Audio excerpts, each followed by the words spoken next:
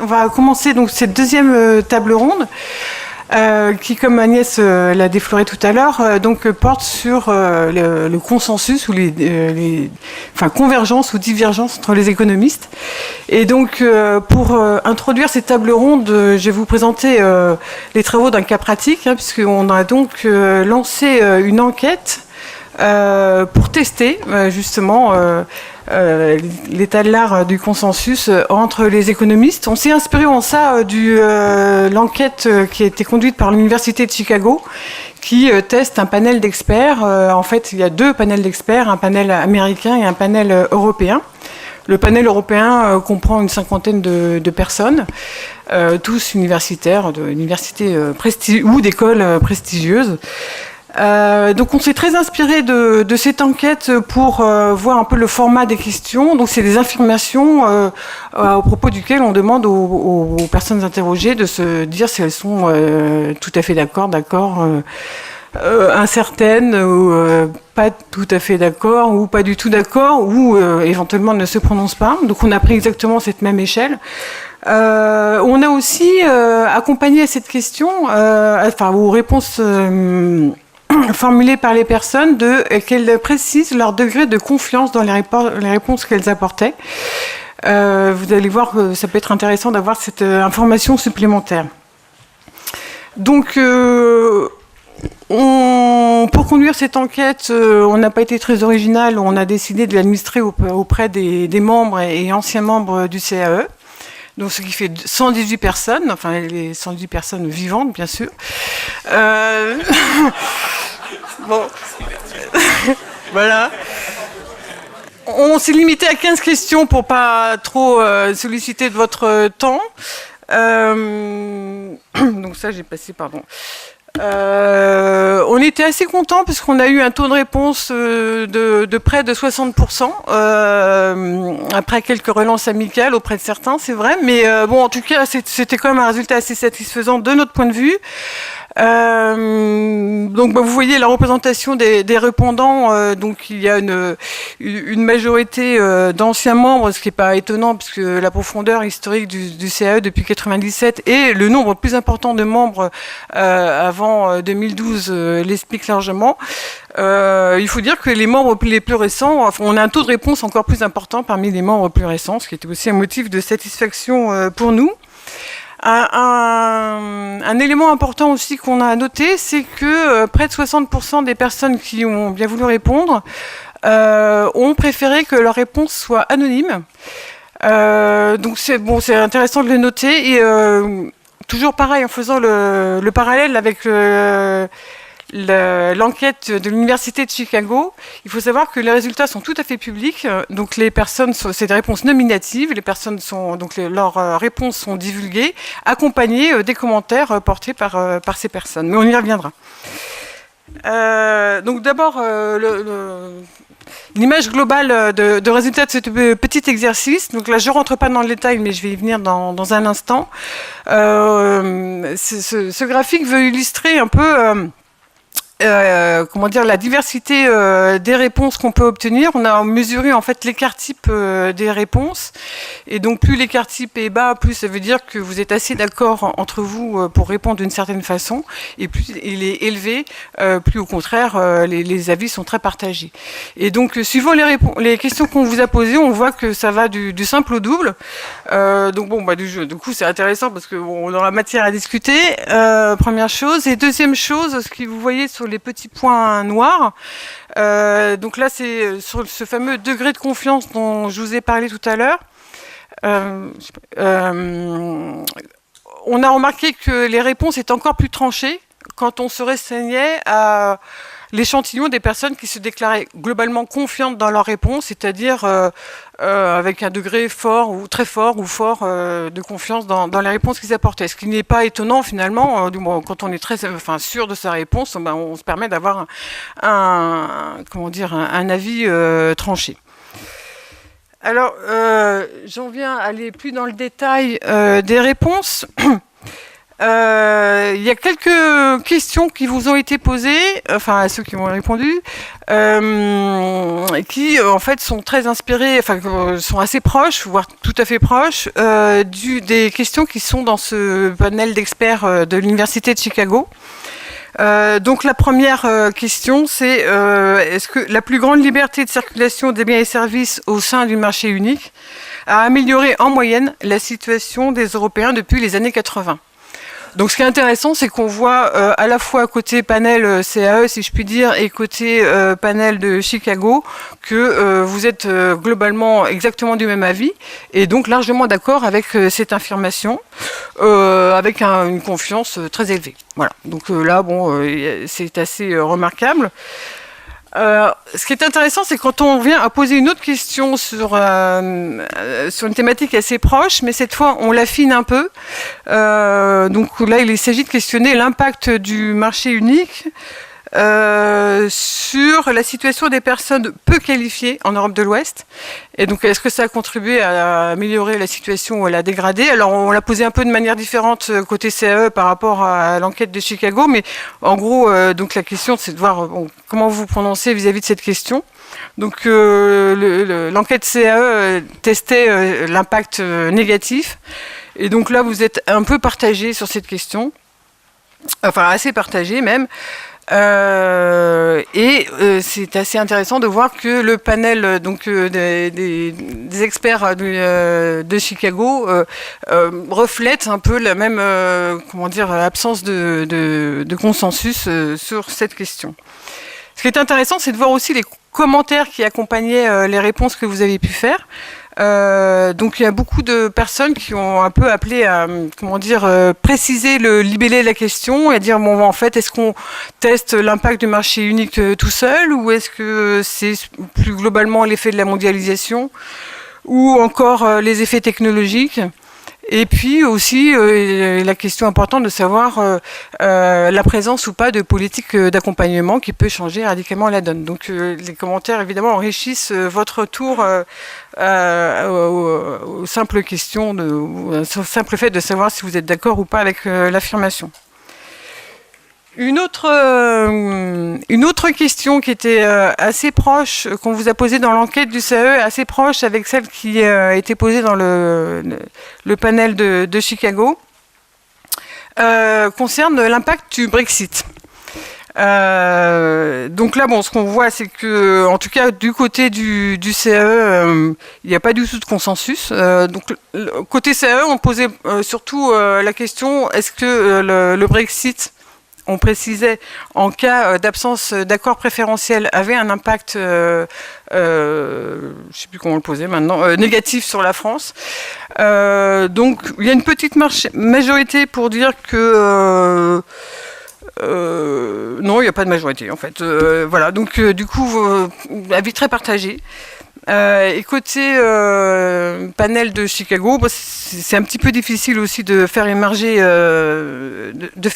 un consensus, même s'il y a une petite majorité pour penser qu'il y aura le Brexit aurait un impact négatif.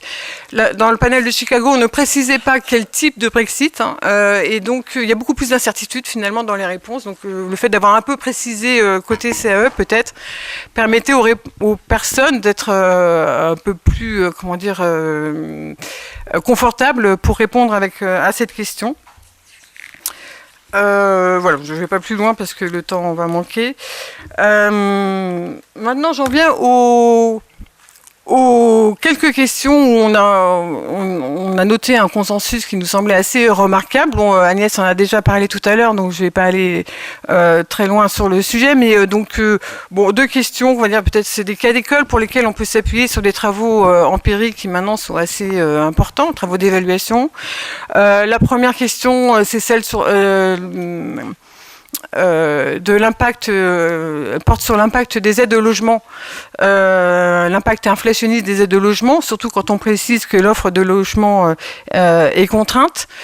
Donc là, vous êtes très largement d'accord pour dire qu'il y a un impact inflationniste, donc avec un degré de confiance très très fort, absolu même. Donc ça, c'est voilà. Donc on voit qu'il n'y a pas de débat entre les économistes, c'est une affaire entendue. Une autre question qui a été testée auprès de vous, c'est l'impact, les allégements de cotisations sociales ciblées sur les bas salaires. Est-ce qu'elles ont un impact positif sur l'emploi? Là aussi, vous êtes largement d'accord. Enfin, une majorité vraiment très écrasante, avec un degré de confiance élevé, même s'il y a une poignée de personnes qui sont en désaccord avec cette affirmation, en mettant en avant notamment la question des trappes à bas salaire. Mais bon, voilà, je ne vais pas revenir plus loin dans ce débat, parce que on n'a pas beaucoup de temps. Une autre série de questions pour lesquelles on a un consensus assez important, c'était sur la question de l'ouverture des commerces le dimanche. Est-ce que ça permet de créer des emplois? Vous êtes largement d'accord pour dire que oui, ça a un impact positif sur l'emploi, même si beaucoup des répondants ont concédé qu'il y avait peu d'évidence empirique pour démontrer que la demande totale pouvait augmenter en cas d'ouverture le dimanche, mais malgré tout, vous êtes d'accord avec cette affirmation. Un autre résultat assez remarquable porte sur le prix sur les émissions de gaz à effet de serre. Est-ce que le fait de les faire refléter les coûts du réchauffement climatique est un instrument efficace pour réduire les émissions? Là, vous êtes tous d'accord, c'est le bon moyen, c'est le bon instrument. Donc là aussi, on voit que c'est une affaire entendue auprès des économistes. Donc il me semblait intéressant de le mettre en avant. Dernière question, là je mets le zoom dessus, pour lesquels il y a une très large majorité qui est d'accord avec l'affirmation selon laquelle la protection élevée contre le licenciement nuit à l'emploi des jeunes en CDI. Vous êtes très largement d'accord avec cette affirmation. On sait que c'est un sujet assez politique, qui souvent donne lieu à des controverses, et qui peut diviser, y compris même au sein de la communauté des économistes. Là, vous êtes donc très largement d'accord. Il y a un peu de désaccord quand même. Il faut noter que on a pris soin quand on a posé la question de vous tester sur l'impact de la protection de l'emploi sur l'emploi des jeunes, et pas l'emploi en général, sous-entendu plutôt sur les flux d'emploi, sur les créations d'emplois, sur les entrants, on va dire, et pas sur le stock, où là, c'est peut-être un débat un peu plus compliqué. Mais en tout cas, voilà le résultat qui a été obtenu sur cette question. J'en viens maintenant à des questions pour lesquelles c'est moins clair entre vous. On vous a posé une question, là on n'a pas été très sympa, sur l'immigration des travailleurs d'Europe centrale et orientale, donc depuis les années 2000. Est-ce qu'elle avait l'immigration en Europe de l'Ouest, est-ce qu'elle avait un impact négatif sur les finances publiques dans ces pays? Globalement, il y a quand même une petite majorité pour dire que... pour ne pas être d'accord avec cette affirmation. Ce qui est intéressant, c'est que on voit qu'il y a quand même beaucoup d'entre vous qui sont pas tout à fait sûrs de la réponse, et donc en revanche, celles qui sont sûres sont encore plus affirmatives. Donc elles affirment avec force que non, il n'y a pas d'impact négatif. Mais donc en tout cas, le degré de confiance, on a réduit de moitié l'échantillon parmi les répondants parmi ceux qui se déclaraient confiants. Une autre question pour lesquelles on fait pas vraiment émerger clairement un consensus, c'est celle qui porte sur l'impact d'une consolidation budgétaire en zone euro. Consolidation budgétaire pour un État de taille significative. Et donc la question, c'était de savoir si elle avait un effet dépressif sur les autres pays de la zone.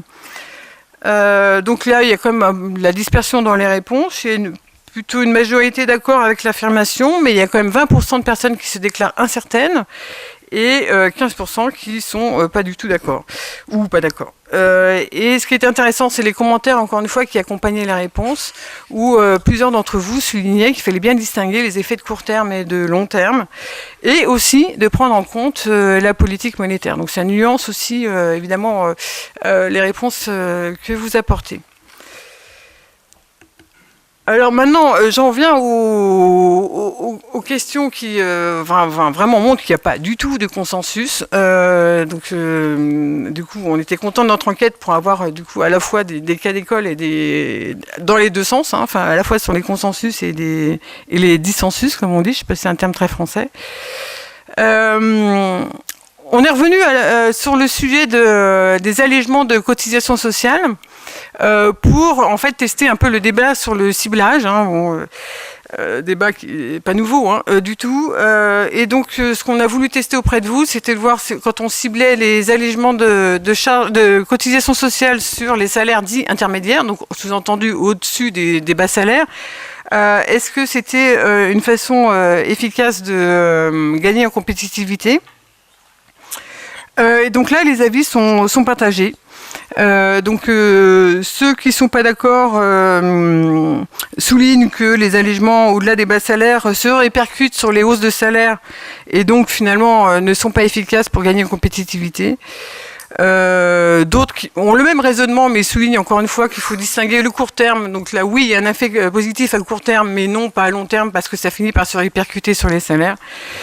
Et d'autres, enfin, renvoient à la question plus générale de l'arbitrage entre la protection sociale et la compétitivité. Donc, bon, voilà, il y a un avis assez, partagé.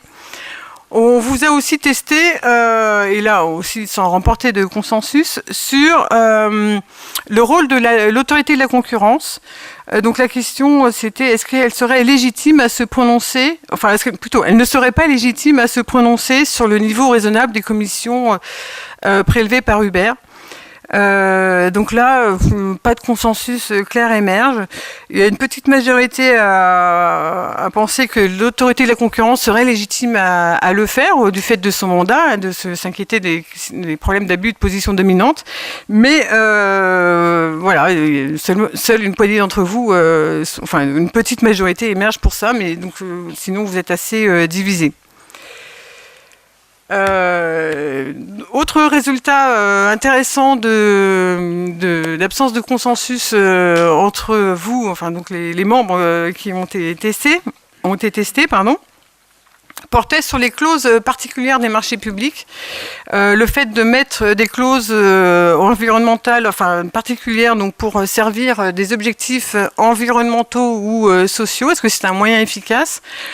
Donc il y a une petite majorité d'accord en fait avec cette affirmation, qui répond à une idée assez répandue et qui est souvent d'ailleurs défendue par les politiques en France.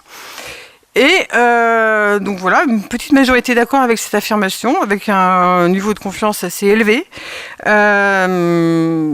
Mais il y a, à contrario, une portion non pas négligeable, donc pas majoritaire, mais pas négligeable de personnes qui ne sont pas d'accord, voire pas du tout d'accord, avec un degré de confiance très élevé, pour justifier, pour penser que c'est une politique efficace.